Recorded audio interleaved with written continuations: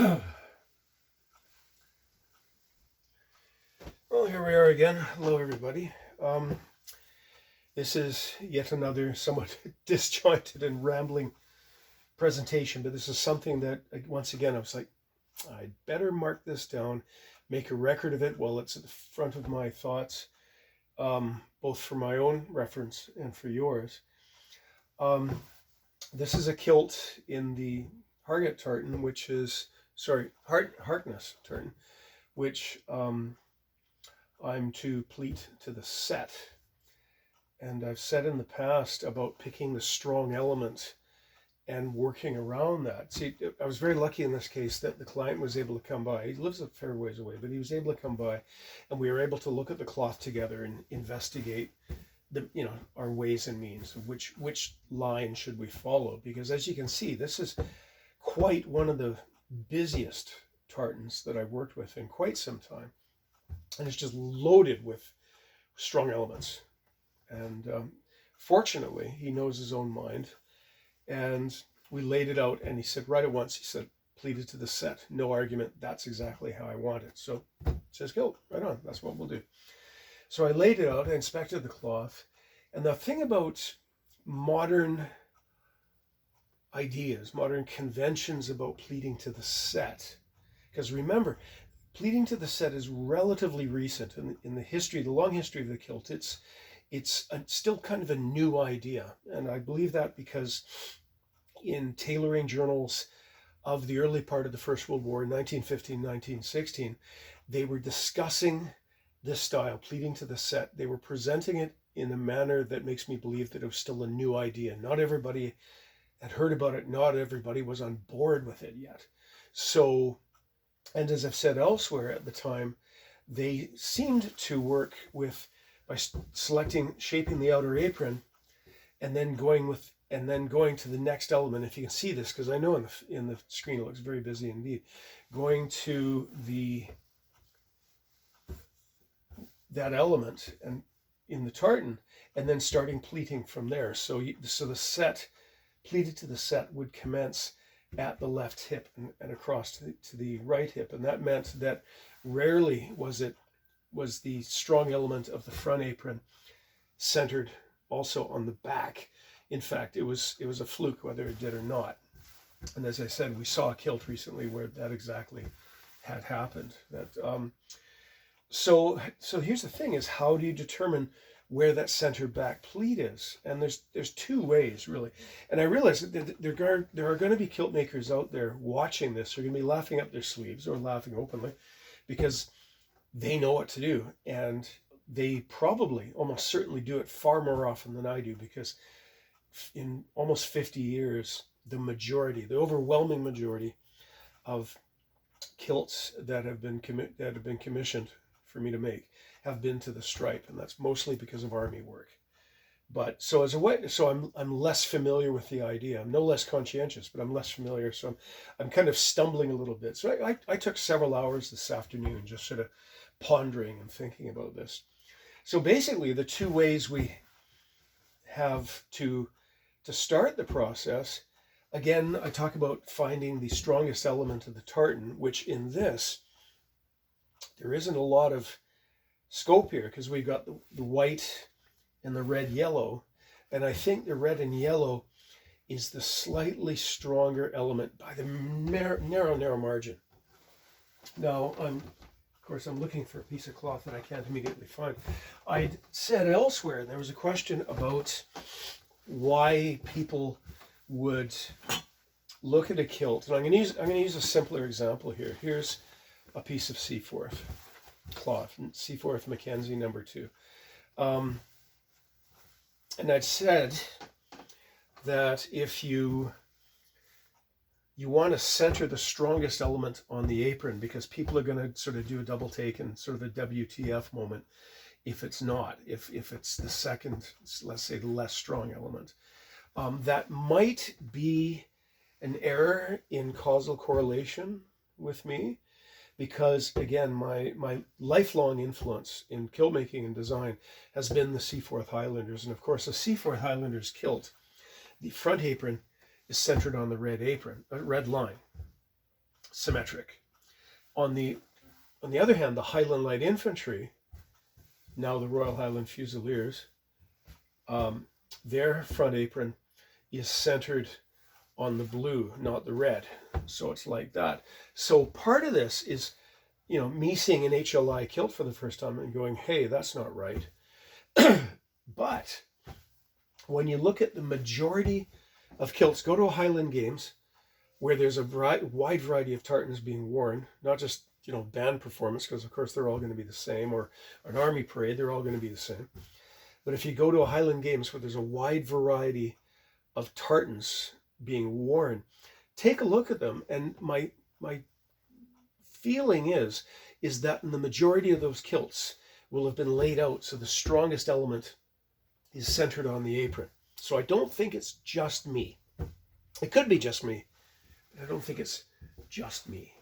So anyhow, so with this, of course, nothing but strong elements. But let's say, I think really that the yellow is a little bit stronger than the white. So that's what I'm centering my front apron on. So to find that center back pleat, because remember, we have to have an odd number of pleats, because modern convention in pleating to the set is that the center back pleat is the same element as we see in the center of the front pleat. So it's got to be an odd number, and the middle one is going to look like that. Well, how do we find that? Well, there's two ways, and I've done both of them today. The first way is we take this whole 8-yard piece and we count the number of repeats from end to end. And in this case, it came to be 40. And I went, okay, drop one, it's now 39, and there'll just be an extra bit of cloth on the end. So I counted 19 from either end to make 38. And then I took, of course, there's two. So 19 and 19, which left 2 in the middle. And I picked the right-hand one, marked that as the center pleat, and then started with my gauge. So I went, okay, to begin with, I don't know how many pleats there's going to be at all. If there's a maximum number of repetitions when we're pleating to the set, we're going to have quite a few less than that. So I started with that middle, and I just sort of picked, just guesstimated, okay, let's imagine it's going to be 31, and did my basic math where, of course, my cheat sheet showing his dimensions is just flown away and is laying over the carpet over there. So we're just going to carry on. That night, if I break his waist and his hip measurement in half, I settled for a 5/8 pleat for 31 pleats, just as a place to start empirically playing with it. So what I did was, again, started with that. And then first off, I did, if you can see that, if it's in the frame, that middle pleat, I just started playing with how I was going to break down the elements. So the middle one centered on the blue, the next one centered on the red, the next one would be centered on the yellow, the green-blue split, blue, white-blue split, green, white, green, and so on, and counted those. And I thought, okay, I'm kind of on the right track. Did the whole thing. After doing this, I did the pleats, and it's mentally a bit draining, because especially with a busy tartan like this, it's fatally easy to either skip a design or go half of a design. So I find myself going, okay, blue flanked by red. Okay, there's the next piece, and I'm going over one. And it's an interesting, it can be a fun exercise. It can be a challenging exercise, particularly with a very busy tartan like this. So I did that, starting with a center line, and then working out from either of those, and I came to 25 pleats. And it worked fine on one hand as we were laying out the pleats towards the front apron, but when I laid out the pleats towards the inner apron, working from the center to the left as we're looking at the cloth, I wound up with extra cloth on that side, and I played around with it a bit because I thought, oh, I really should have more than 25 pleats. So what I wound up doing, and this is something that if you find that you're laying it out and it seems fine on one side, but it's not fine on the other side. For me, at least, it always seems to be I have a tendency perhaps that it's going to, a personal tendency from whatever reason, that as I'm laying it out, it's going to be fine on the right side and it's going to be off on the left side. I'm not sure if I have no idea if that's true for everybody. Seems to be true for me. So the solution I found is I just move that center pleat over. I decided that was going to be the center pleat. I just put a chalk line through that to remind me I'm not using that now. And I decided, okay, that's my center pleat. Let's see what happens when I do that. And I laid it out again. And this time it worked out evenly on both sides. In fact, I was able to add a couple of pleats. I thought I was only going to have 27 pleats. I think again, that piece of paper flew away. I think I started with 25. I've got 27 pleats now. So better and better, narrower and more full, shall we say. So that's one way to do it. Find the center of the overall length of the cloth and then work out from there, knowing, or at least being prepared, that you may not be right the first time and you may have to juggle it by moving everything over by one. Okay, the other way to do it is to lay out your aprons.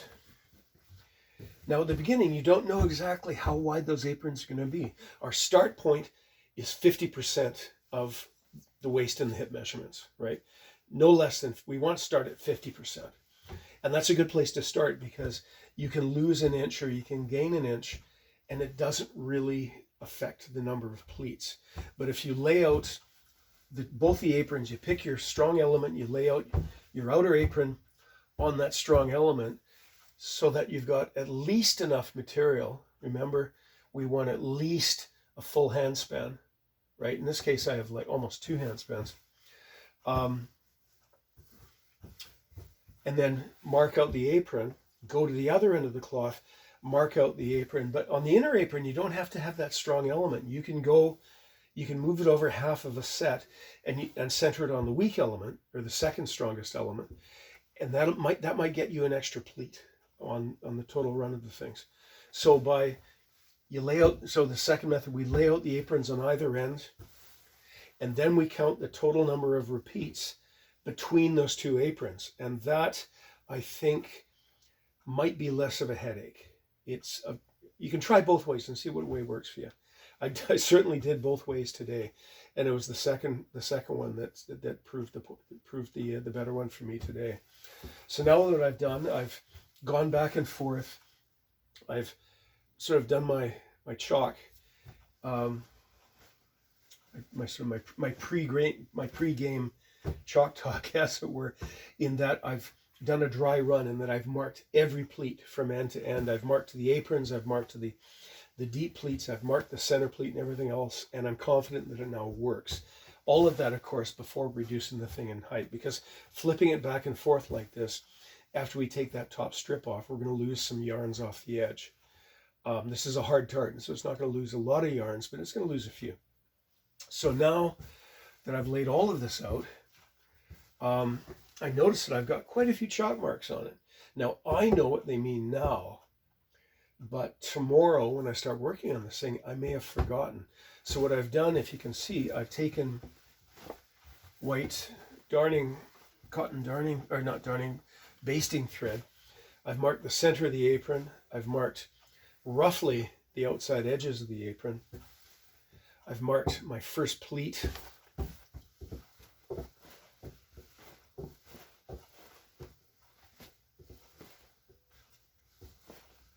I've marked the center pleat.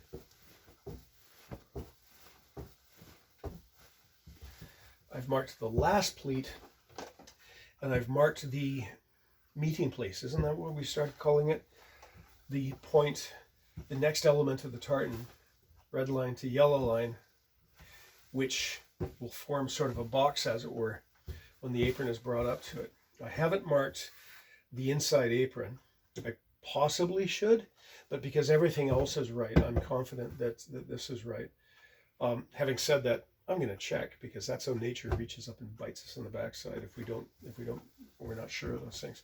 Now, the next thing I'm going to do is I'm going to take this over to the pressing table, and I'm going to touch a hot iron on every one of these chalk marks to take them out, so that when I'm start work on the kilt tomorrow, I'm not confused by contradictory marks. There's too many marks on the work.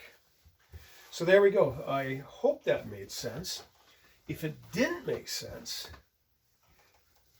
think about it, and also think about it in relation to all the other videos I've posted, and see if you can figure it out for yourself. Because one of my main teaching points, or one of my teaching strategies, which isn't accepted good teaching style, is I'm also encouraging and testing your tenacity, your doggedness to stick with it.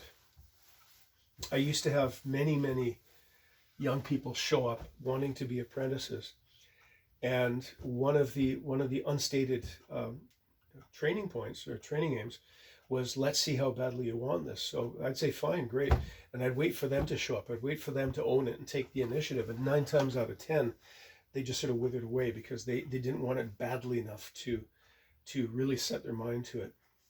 That sounds a little bit like I'm brushing you off, but I'm not.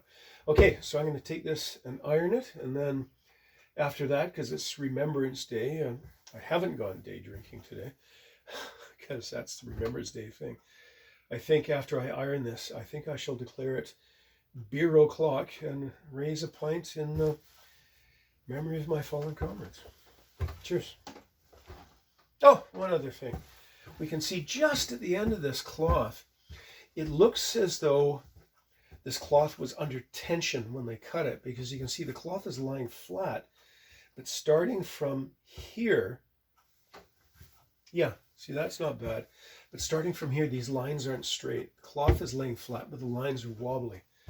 I've only started seeing that in recent years, but in a tailoring textbook that I'm currently reading, it shows a way to correct this involving an iron. I'm not sure if this is going to be a 2-person job or not, because what I'm going to try to do is I'm going to wet this, stretch it, and iron it so that the local stretching under heat will correct this this anomaly.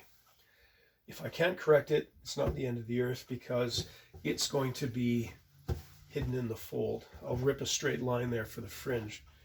But yeah, so there we go. Cheers.